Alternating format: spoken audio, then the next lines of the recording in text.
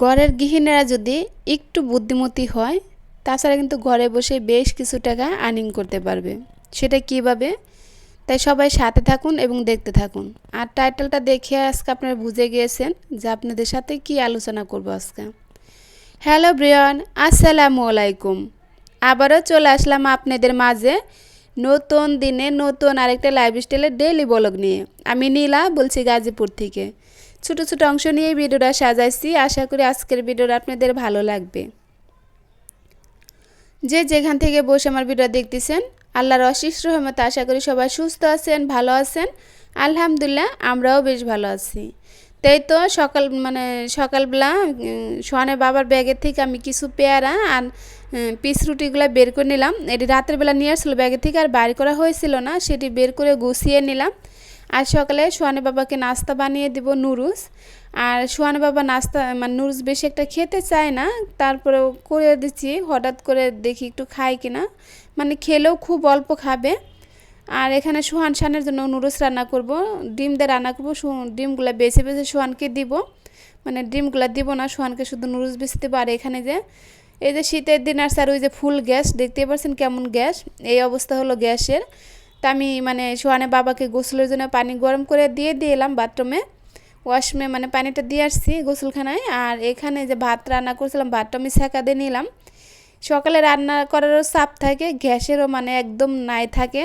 Gas না বললেই চলে, খুব আস্তে ধীরে গ্যাস আসে, ওই গ্যাস দিয়ে রান্না করতে হয়। তাই দেখতে পেলেন কীরকম গ্যাস আসছে। তাই এই গ্যাসের ভিতরে নুডলসের পানি গরম করে সেদ্ধ করতে সময় লেগে যাবে, বেশি একটা সময় নেই। তাই আমি একবারে নুডলসটা এখানে বসিয়ে দিচ্ছি। 2টা ডিম দিয়েছি নুডলস, 4 প্যাকেট নুডলসের জন্য। আর এটা সোহান শান খাবে, শান তো মাসাল্লাহ খাবেই।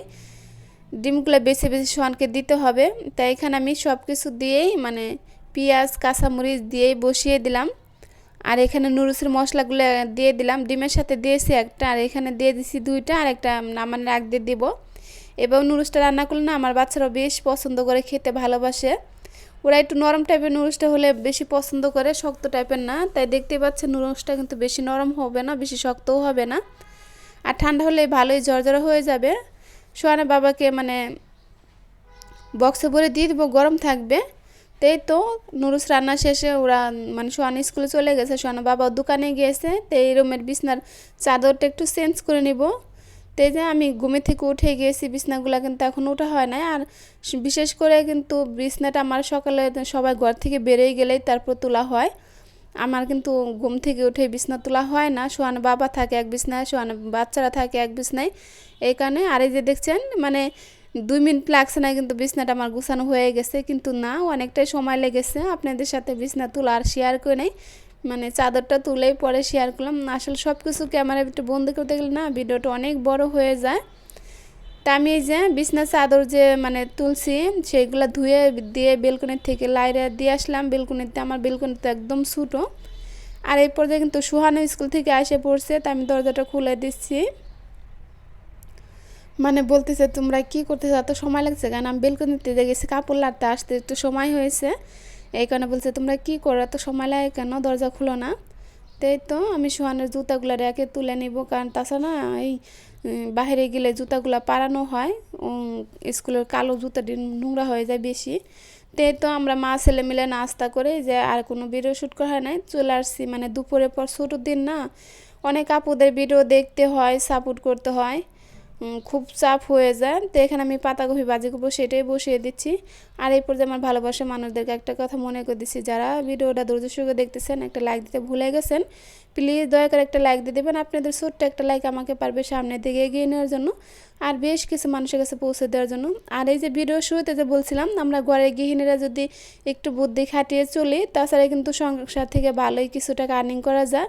আমরা তো বাইরে যেয়ে কোনো আর্নিং করতে পারি না, তাই ঘরে বসে কিন্তু চেষ্টা করলে পারা যায়।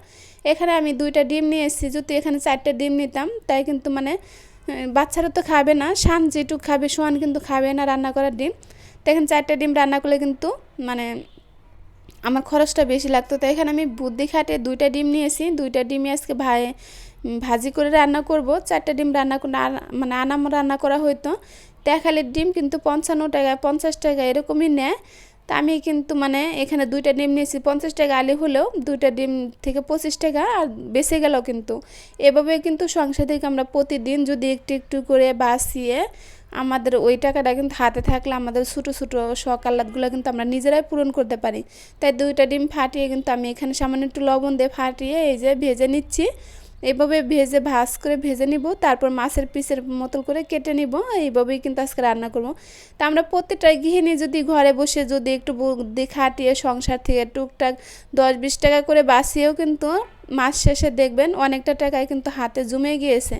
আমি এই যে আমার ঘরের ছোটোখাটো জিনিস যেগুলাই করি না কেন, আমার ছোটোখাটো স্বপ্ন পূর্ণ করে না কেন, আমি কিন্তু এভাবেই করে থাকি। অনেকে বলতে পারেন যে না খায় মানে টাকা জমাচ্ছে, না খায় কই। এই যে আমি মনে করেন যে এখানে 4টা ডিম রান্না করলে মানে আমার 50 টাকা লাগতো, আর এখন 2টা ডিম রান্না করছি এখানে 25 টাকা লাগছে, তো আমার আর 25 টাকা আমার থেকে গেল। এভাবে যদি আমরা একটু ব্রেন বুদ্ধি খাটাই চলি তাই কিন্তু প্রতিটা ঘরে কিন্তু সুখ শান্তিতে ভরে থাকবে, না থাকবে ঝগড়া, না থাকবে খাবারের অভাব।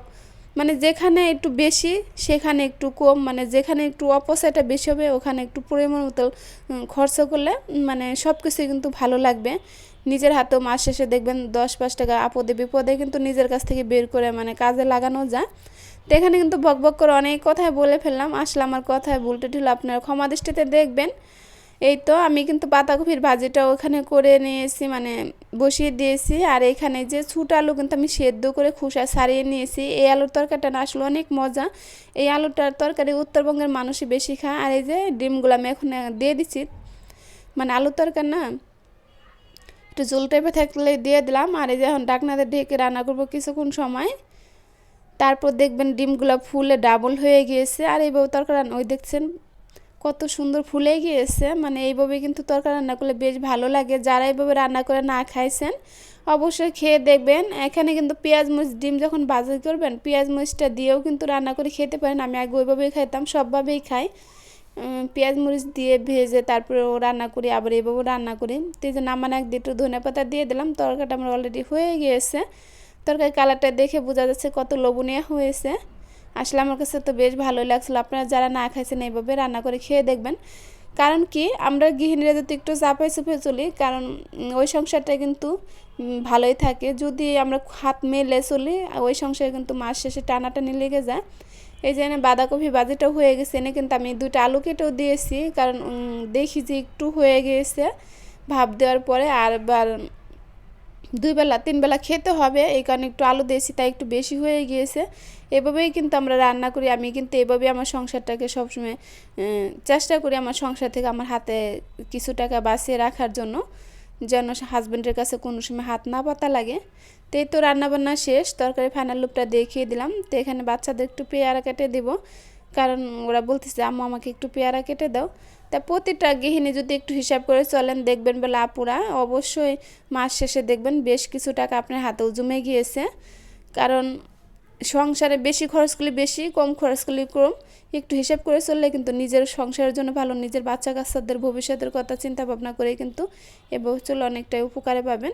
আশা করি আপনারা বুঝতে পেরেছেন আমার কথাগুলো। যদি ভাল লাগে আমার কথাগুলো অবশ্যই আপনারা কমেন্ট বক্সে জানাতে পারেন, ভালো না লাগলেও তাও জানাতে পারেন। তা কথা বলতে বলতে কিন্তু পেয়ারাটা কেটে নিচ্ছি আর বাচ্চাদেরকে দিয়ে দিব। আর এখান থেকে বিদায় নেব, দেখা হবে নতুন কোনো ভিডিওতে। সে পর্যন্ত আপনারা ভালো থাকুন, সুস্থ থাকুন। আসসালামু আলাইকুম।